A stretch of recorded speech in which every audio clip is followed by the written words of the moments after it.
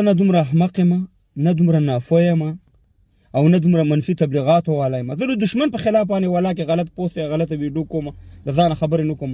نو د وزیر ګیلمن په باره کې به تاسو څنګه سوچ کوئ چې زه به خدای نخواسته غلطه ویډیو یا غلط یو شی نشر کړم. اوس د وزیر ګیلمن په باره کې چې ما کومه ویډیو نشر کړې وه چې یاره د شهادت خبر راغلی، الحمدلله اوس په شفاخانه کې دی، الله دې ورته ډېر عمر ورکړي، موږ تاسې به ورته دوا کوو. نو ما دا د ځانه نه ده نشره کړې وه افغانانو ورونو.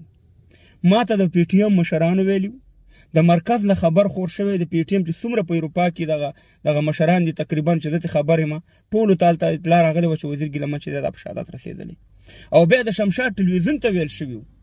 او بیا دا اول ځل نه دی چې ګوره داسې کله چې عارف وزیر شهید شو د هغې نه مخکې چې هغه شهیدېږي هم داسې یو خبر ګوره د پی ټي ایم د مشرانو نه راغی چې عارف وزیر چې و هغې په هغې وخت کې کوما کې و، بیا خبر راغی چې یاره هغه چې دی صاحب مهربانه شهید شوی دی، حالانکې هغه وخت کې په کوما کې و لا ژوندی و.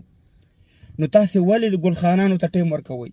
ګوره دلته زه ګلخانان یم، زما دا ویډیو رالي او نشره چې دا د ویو دپاره باچا کاموال چې دی ورور دا ویډیو کړې ده او صاحب مهربانه وزیر ګیلمن خو دغه دی ژوندی دی. که د ویو دپاره ما کولی افغانانو ورونو، خو دا ویډیو خو ما 2-3 منټه په خپل ټیک ټاک او په فیسبوک کې پرېښه، بیا مې سره ډیلیټ کړه چې ټلیفون راته وشو چې نه خبر غلط دی. نو د ویو خو که ویو ما هغسې خو ما دغه ویډیو به ما نشره کړی وی، پرېښی به مې ټیک ټاک کې. د ویو خبره نه ده افغانانو ورونو، دا داسې درد دی چې سلي رشته ته موږ جړېږو، د وزیر ګیلمن پسې جړېږو، د هغه د ژوند دپاره دواګانې کوو، او بیا زه ټول عمر مې په دې مبارزه کې تېر شوي، زه څنګه داسې حرکت کولی شم؟ زه هر خبر چې دلته نشرومه د 100% کې تصدیق کومه بیا خبر نشروم. نو چې د کور مشران چې تا ته ووایي چې هغې ته بیمار پروت او هغه تا ته ووایي چې یاره دا بیمار چې دی خدای نخواسته لاړو مړ شو یا شهید شو، نو خو دغه تصدیق بس دی که نه؟ که زه به د کلي ولس نه پوښتنه کوم، بعد ما ټیک ټاکران وکړه خپله ویډیوګانې وکړه، خپله پوسټونه وکړه زما نه مخکې چې وزیر ګیلمن شهید شوی دی. اوس هغه راځي په ما نیوکې کړې وي پاچا کاموال دا ویډیو نشره کړې ده، وګوره د ده څه حق و، حالانکې زموږ نه مخکې هغې ګوره په لسهاوو ویډیوګانې په لسهاوو پوسټونه پراته دي چې خلکو کړي دي وزیر ګیلمن چې دی شهید شوی.